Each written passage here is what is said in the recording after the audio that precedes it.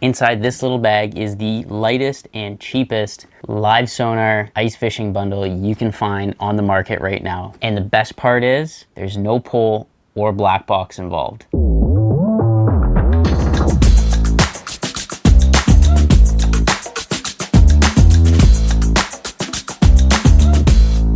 What's going on, guys? Welcome back to the channel. Today we're taking a look at the brand new Garmin PS22 live sonar ice fishing bundle. It is the smallest, most compact unit that I've ever seen on the market for ice fishing, and it's priced at $2,500 Canadian or $1,750 US before taxes. That's almost half the price of most live sonar kits on the market right now, which boasts the question, is it worth the money?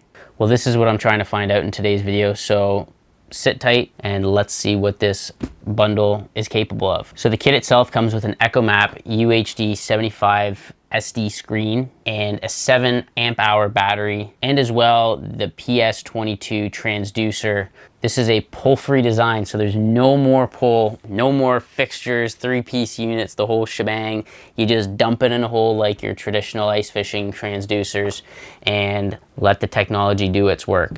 So since I'm a very low-level tech person when it comes to this stuff, I'm going to keep it super simple. My understanding of this unit is it's good in shallow water situations, so anything from 10-15 foot all the way out to 25-30 feet maybe. I'm not sure if it has the capability to fish deeper than that, but that's something that we're going to obviously figure out in today's video. Weighing in at 12 pounds 4 ounces all in, which is about 3 pounds heavier than the Garmin Striker, which is that tiny little small screen, cost effective, about $400 unit. So that's a huge feat for the live sonar technology field. There's not another product on the market right now that can even come close to competing with this in terms of weight and size. So that's what really got me excited about this one in particular. I've also seen the Livescope kits in action, which have the pole, the black box, and the big battery and all of that. And I mean, they are much larger and significantly less mobile when it comes down to being able to, you know, throw something like this in your knapsack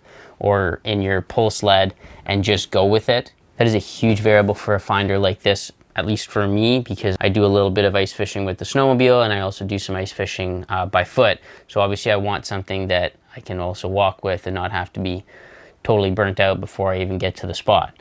So with that being said, I have set up a few key features that I want to focus on to help me decide if this mini Livescope was worth the money. In today's video, I'm going to focus on depth, range, and clarity. How deep can I effectively use this? How far forward can I effectively see using the forward-facing sonar? Transmission delay and battery life with the factory 7 amp hour battery. Obviously, we can look into lithium-ion batteries, which will cut weight and also increase power capacity. But for the sake of the video and reviewing exactly what this package comes with, we're going to find out if it can withstand a full day of ice fishing. There's also one other interesting thing that I kind of wanted to play with, but I'm not too concerned with. Maybe it'll play a bigger role in, you know, how I use this machine, but I'm not sure yet. I've only heard things about it. Basically, there's a lens that you can put onto the transducer that basically just snap it into the bottom of your transducer and it goes from a wider cone to a narrower cone. I've never heard anything about it, but it seems interesting enough, and we'll definitely give that a shot. That won't necessarily be a variable for me, I don't think, but it'll definitely be an interesting addition in the case that it does actually play a role in certain applications. Maybe it's a deep water thing. I'm not sure. We'll try it out, we'll play with it, and we'll give you guys the honest review. Let's get onto some ice and see what this thing is capable of.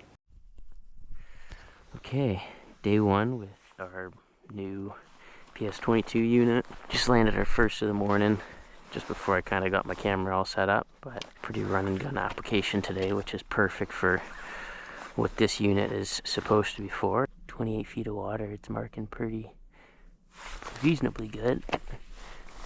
There we go, might have someone coming in on the side here. Yep, we do have someone coming in here.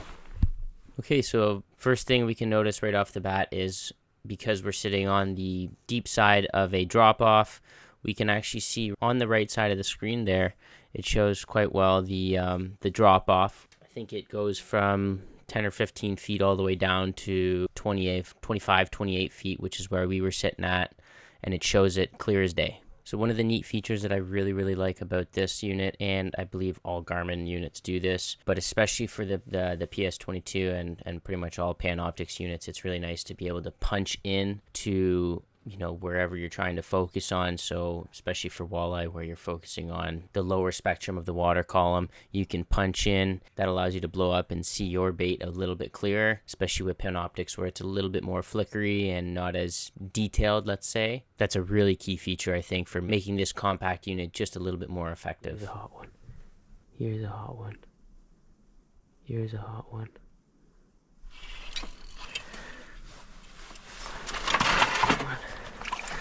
That's a better one. Whew. Beauty walleye. There's more down there too, so we're gonna let this bad boy go. Whew. So this is our jigging minnow now, and again, very visible.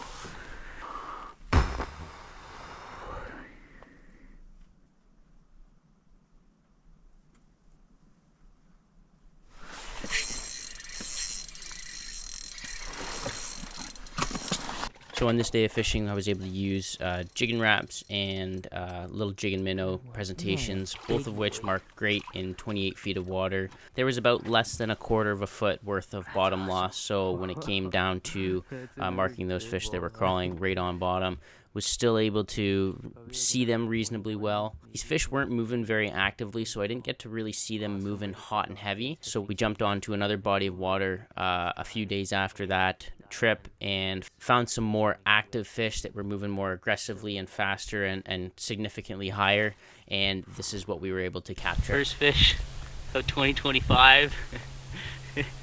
I don't even know how big this is. I gotta measure it out. That's a big dog. 29.5 inch walleye. This was my first drop, not even 5 minutes in. Holy cow. Okay, I guess we're gonna hang out here for a bit. Well, I hadn't even turned the GoPro on yet. I was just getting a feel for what we had in the neighborhood, and not even 2 minutes in, just wiggling it around, and he came straight up for it. Zero hesitation, full commitment. I guess I'm gonna set up. I'll get some cameras rigged up, and we'll take a look at what exactly this Garmin is offering us. Wow. So we're on a new body of water now, also targeting walleye, and this was an interesting one. A bunch of these fish came swimming by. I never really figured out what they were. They weren't interested in whatever we were offering. But shortly after this pack cruised through, it must have been, I don't know, over 10 fish. But as soon as those fish cruised by, a walleye came through. But what I found really interesting was if you look on the traditional screen on the left side of the Garmin, you'll see that those fish didn't really cruise through until they were within 4 to 6 feet out. But with this screen, I was able to see them at 12 feet out. And if I had zoomed out even further, that potentially could have opened even more. But because I wasn't zoomed out, I was only able to see from the 12 foot. I don't think those are walleye. Just kind of cruising off still. That's incredible. Oh, here we go. Here we go. Here we go. Here we go.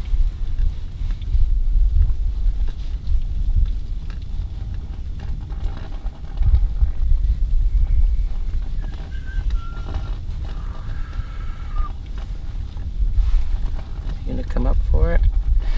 Holy Christ, he's really coming up for it. Oh, here we go, here we go, here we go. Oh, he bumped it.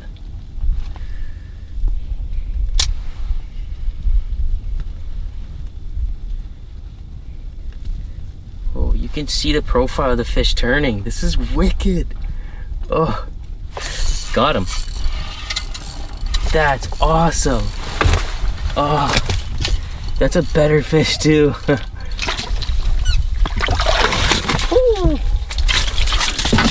Holy cow.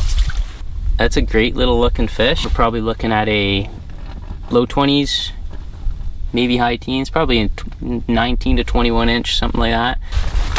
Man, this is wicked. Like that, the whole fish, like the whole profile was shown as he was crawling up. He came up, what, all the way up to like 10 feet, maybe maybe even a little bit higher, and you could see the whole profile of the fish change as he was kind of swimming back down and then switching, coming back.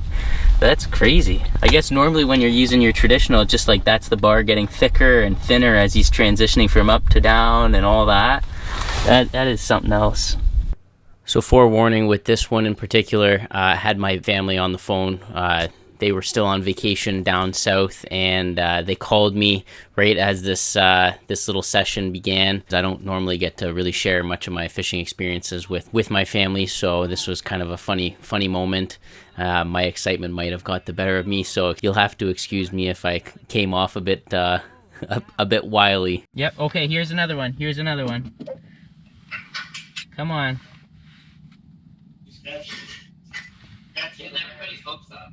Wait, it might happen. There's two of them. There's two. Oh, he's coming quick. Is he coming? Is he hungry? I'm coming. I'm putting the bait. I got him. He's big.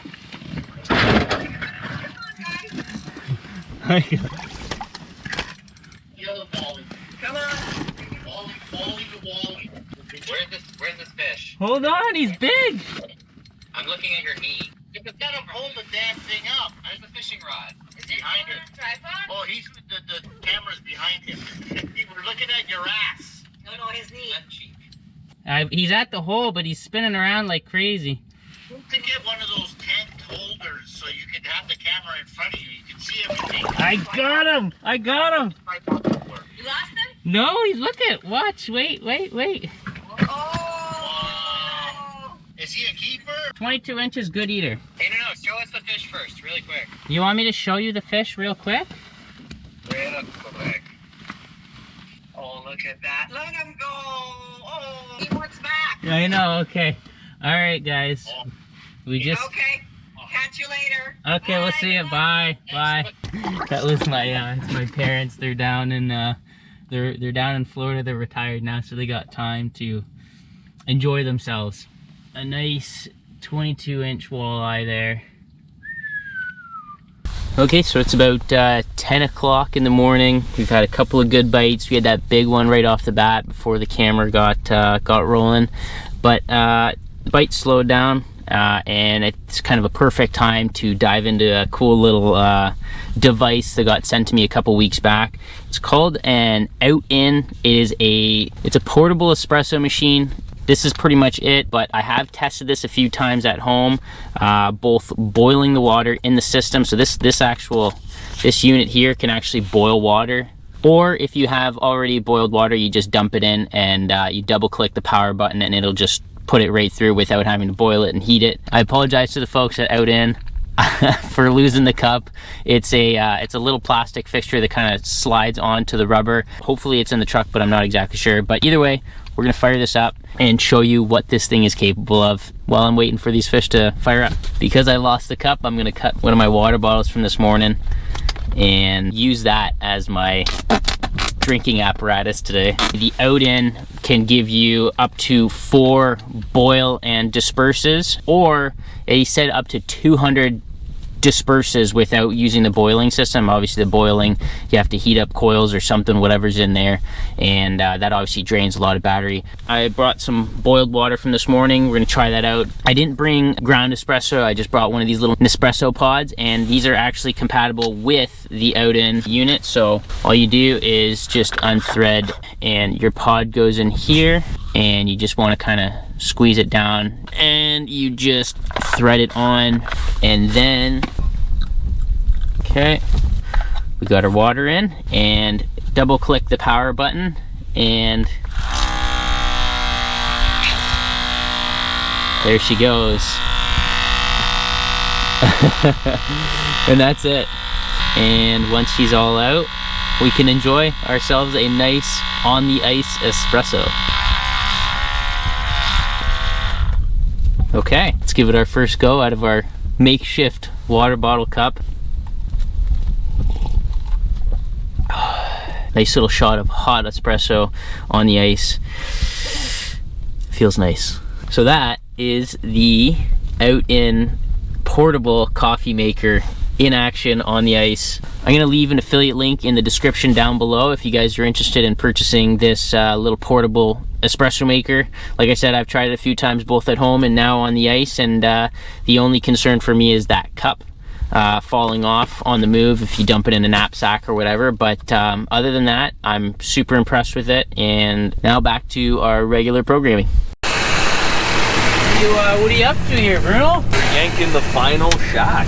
All right, we've hit our third body of water. We're up visiting our friends from Rob's 5-Star Fishing. They run a fleet of ice fishing bungalows, both daytime and overnighters. And I got there just in time to see them pulling out one of their brand new huts with a built-in indoor bathroom in the hut and 6-bed operation. And this will be their first deployment of this hut out onto the lake. Awesome to see the guys there. I've been visiting these guys for almost 10 years now, I think it is. I get to see these guys usually once or twice a year, and it's around this time during ice fishing season, so lots to catch up on and see how everyone's doing and how their fishing season was during the summer. A little gas pumping. It's a little B-roll. There we go, baby.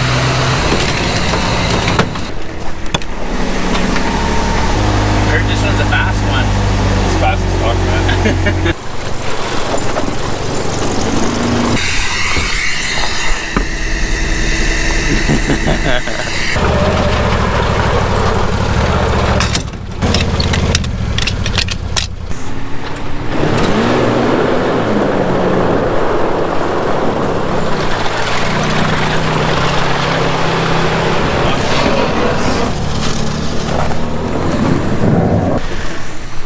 That's awesome. Okay, so one of the things that I really wanted to focus on when we got to Nipissing was playing around with the forward-facing sonar. I haven't really had the opportunity to play around with it yet. So basically what I did was I punched 3 different holes at 10, 20, and 30-foot ranges, and this was the results. Okay, so we've got Bowen and the Otter over there. We're about, I'm gonna say maybe 30 feet away from where he is, and we're gonna try and see if we can spot him on the forward-facing sonar.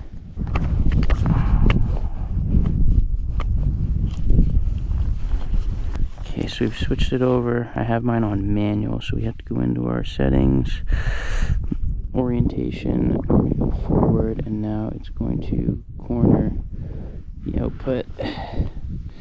And then the other thing we got to do is set our, so this will kind of tell us our direction. That looks good enough. Let's see.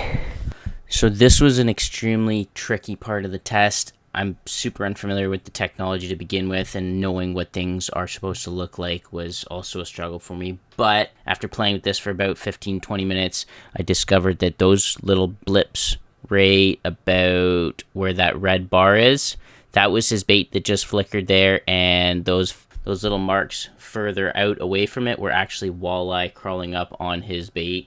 I just didn't know, and I figured it was going to be showing in a lot more detail. So the other thing too, I was also zoomed way out. So later on in the video, you'll see I zoom in and punch in a bit more, but you can see again right here, there's quite a few fish hanging around in his neighborhood. So we'll come a little bit closer. Okay, I'm going to say it's about 10 foot.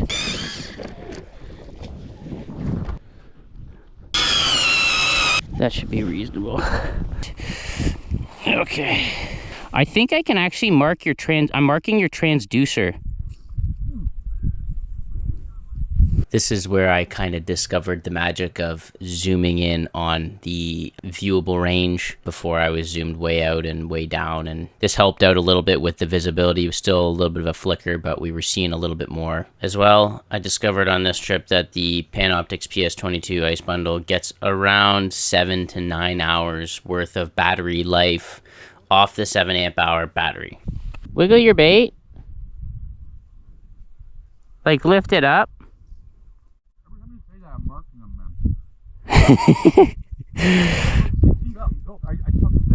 Oh, I see it! I see it! He's coming up! So basically that put us at about 30 feet away from Bowen, and we were able to roughly see his bait. It wasn't clear as day, but we were seeing his bait, and we definitely saw that fish come up. So We also saw those fish kind of crawling on bottom. It was a bit of a flicker, but we were seeing fish. That's sick. Oh, did you just release them? That's my bait going back down. Okay. The other thing to note with this is because it's not on a fixed pole, obviously you can't fix it in a certain angle, so there is some limitation with that. But when it comes to, you know, searching and looking around, you're definitely able to, you know, see some stuff. Clearly we've got at least a 30-foot range that was reasonably clear. And I believe that little nub there, that little red ball, is Bowen's transducer through the hole. Okay, so let's do even closer. See where that puts us at. It was at 30 feet. Okay, so transducer's now at just shy of 20 feet. There's two fish 30 foot or 10 feet past you. You can see them, they're just cruising right here. Might even be 3 fish. Oh yeah, I got your bait. There we go. Now I'm marking on the bottom. Okay, he's marking on bottom. There he is. Got him. No way. That's too cool. Okay.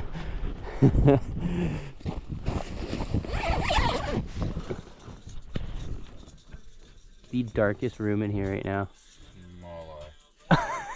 Okay, so we tried 30. It's an effective range, a reasonably effective range to see fish. And then 40 feet, we couldn't really make out a whole lot of what was going on underneath Bowen there. So I would say your effective range is at least 30 feet, where you can decipher, you know, the disturbance and the funny bumps on bottom from a fish. So it's not terrible. Bowen just hooked another one.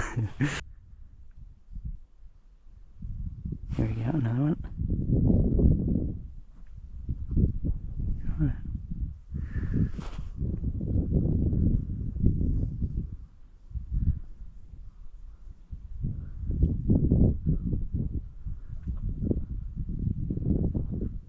Here we go.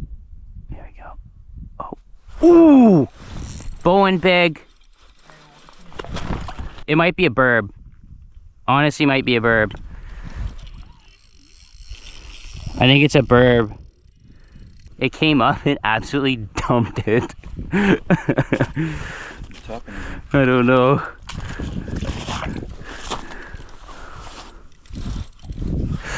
Oh boy. Jesus. There's big pike over too. It could be a northern. I'm worried because this hook's bad. Look at him. Look at him. He is a big boy. Oi! Oh, look at him. This is crazy. The bigger than the one I got yesterday. Here we are. That's a good burp. Oh, Bowen! That's a big old pouty. Holy cow. Look at that. Picked with my phone. Look at that little piece of skin. And your hook is straightened up. Is it? Yeah. Oh, jeez. Look at that. Big old eel pout. And away she goes. Starting off the night, Bowen. Okay, we have made it out to our final testing of the new Panoptix PS22 ice fishing unit. We're in some deeper water today. We are going to target whitefish. Hopefully the wind definitely sucks. So let's see how the screen does. I brought my my traditional 2D sonar as well, just in case I'm not able to get the job done. Early ice, we don't have much to work with, but enough to spud your way out, so that's all right. Turn this old girl on. I'm gonna try this little green shrimpy looking thing today. We are in 43 feet of water. Oof. 43. Okay. You really get lost in the bottom here. Oh yeah, bottom is lost in the sauce. probably at least a foot, foot and a half of lost bottom. So I'm going to kind of give you guys the old Cole's notes of the entire situation here. Basically, had a really hard time finding bottom. Bottom just wasn't as accurate as I was hoping for. You were probably losing anywhere from like over half a foot to a foot and a half. It was not ideal, especially not for bottom presentations where you're kind of working right on bottom, which is kind of what we were doing here. I did try the lens. I snapped the lens onto the transducer, which I spoke about earlier in the video. That also did not help. I was unable to see any sort of improvement in regards to detail or being able to see your bait or bottom or anything like that. So that was an unfortunate L as well. But just for all intensive purposes, I ran both units side by side throughout the day for whitefish. Unfortunately, I'm gonna have to fiddle with it a bit more, but I can't decipher bottom even with the lens on, nothing. So we're gonna use the Garmin Striker today. We can mark bottom nice and clear. There's a fish. Okay, here we go. Ooh, couple fish. Can't see him on bottom, but oh, a little bit on Panoptics. Just a hair. Definitely know there's something there, but it's very, very faint. Okay, missed him there. Okay, they're still there.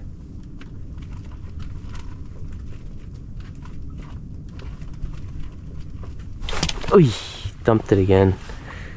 Goodness, okay. He came up for it that time. Holy cow.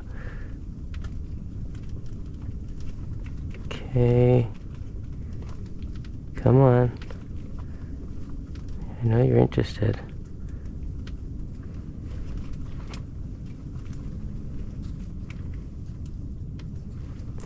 See if he'll come up for it. Oh, he's on. He ate it on the rise. That's neat.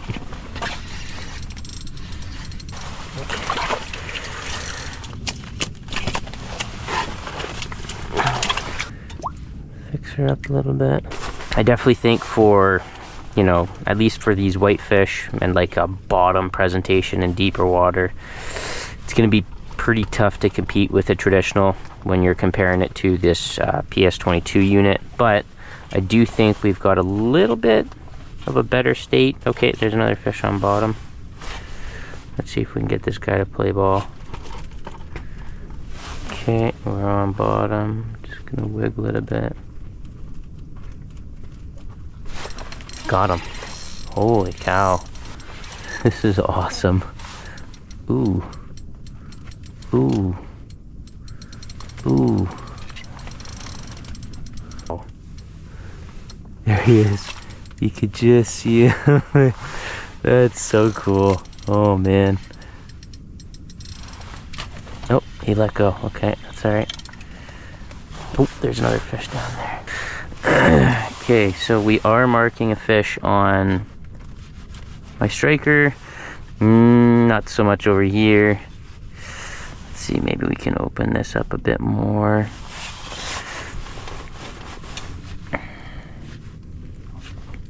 Okay, there's a fish there. There's a fish there. It is windy as heck out there today.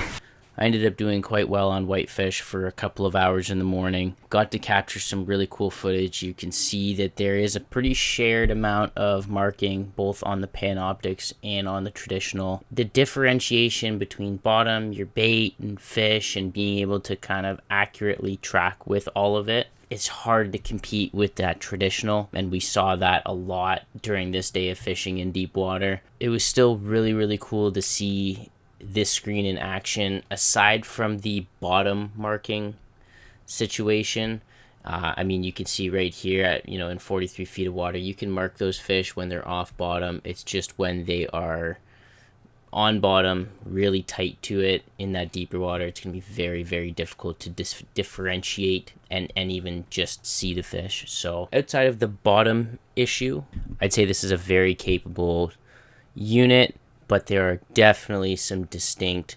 limitations that I'll go through at the end of this video in more detail.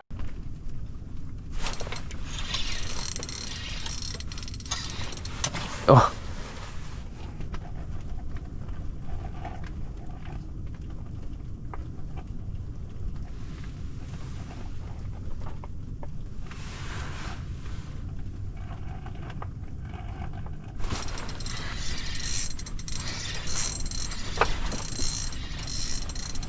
First ice is getting her done. Bloop. Away she goes. This is awesome. So I made one more shift to close out my decision making on this new PS22 unit. I went out to some deeper water. We were set up in about 120 feet. Had to spud my way. The ice was a bit questionable, but we were able to get out there safely. Didn't need the auger, that's for sure. Punched a quick hole in the ice, and I dropped the bait down over top of 120 feet of water, and this will give us good perspective on how capable the PS22 unit was in deep water. Basically, we lost her at about, I think it was 60 or 80 feet. 0.0% chance I will be marking my bait in 120. Despite not being able to effectively use the Garmin PS22 unit in the deep water, which was to be expected, wasn't just going to pick up and leave. We got out to the grounds and we started marking some fish, you know, within half an hour, and we got a couple of wicked chances at lake trout. There's a warm water filter. Alex, quiet for a second, I'm on a lake trout. Okay. Sorry, dude. No, you're good. Did it disappear? No, I'm on. Oh, no way. Oh, that's crazy. You can see him right through the hole.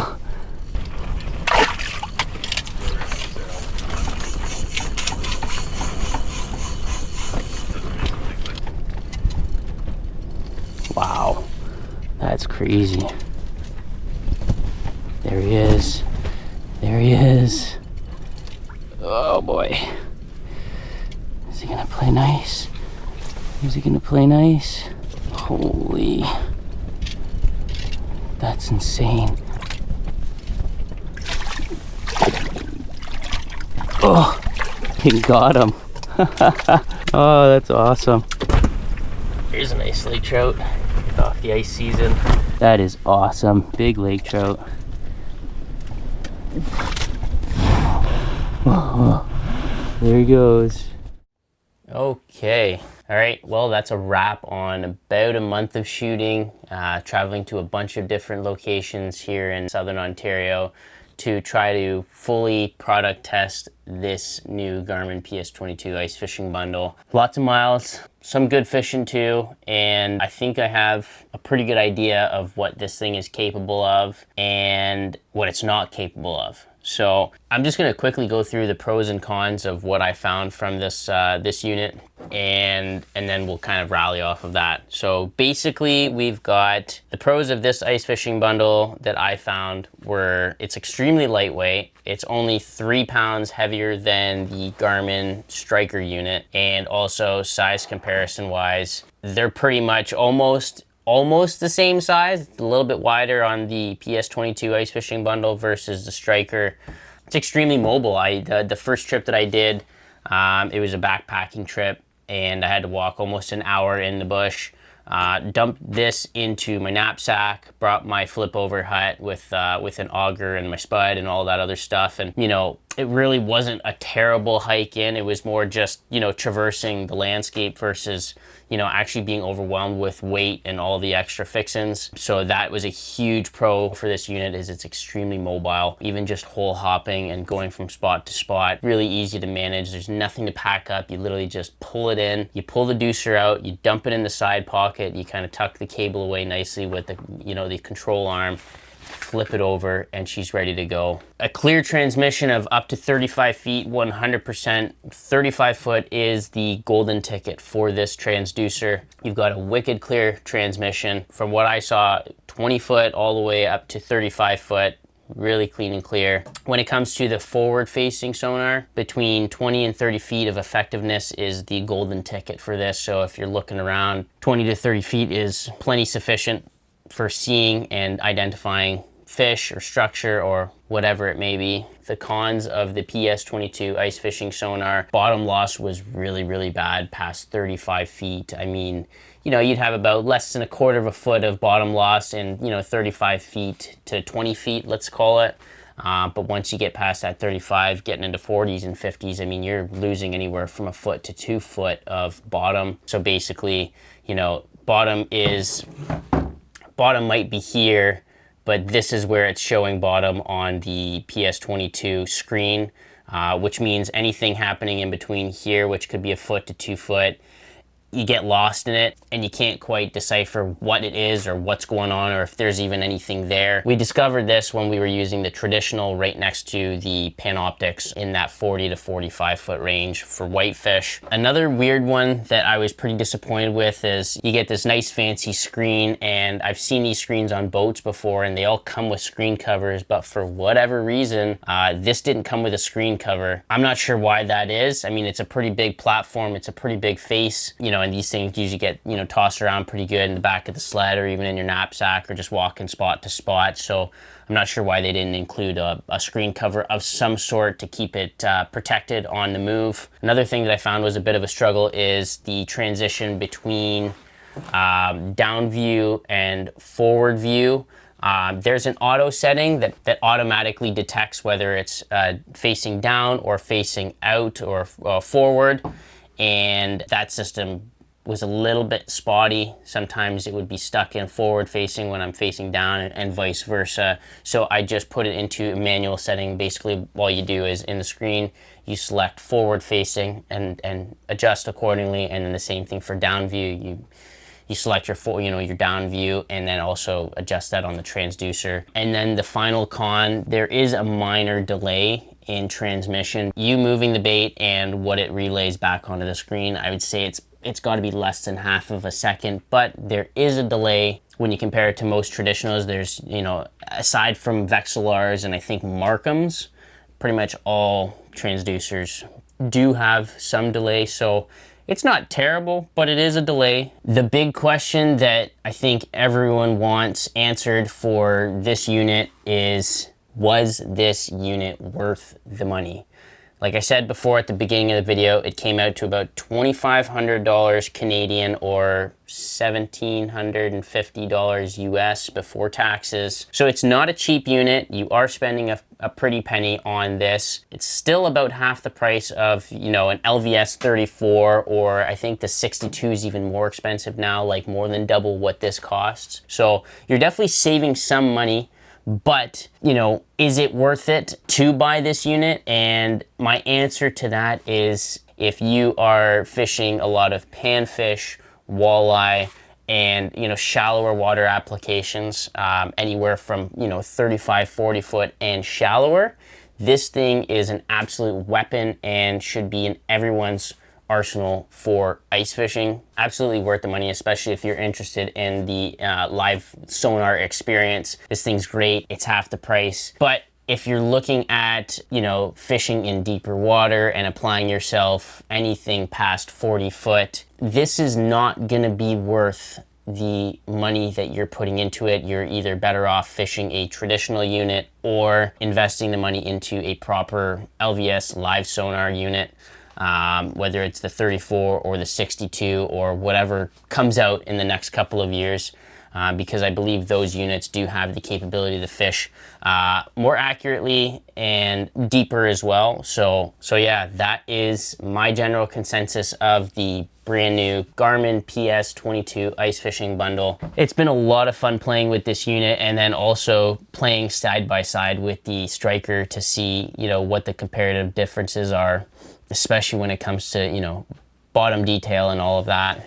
I hope this video answers some questions for you guys, and if you guys enjoyed today's video, don't forget to drop a like and let me know in the comments down below where you guys think this might be a good fit in your neck of the woods. Thanks for watching today's video on the Garmin PS22 Ice Fishing Bundle. I appreciate every one of you guys, and we'll catch you guys in the next clip.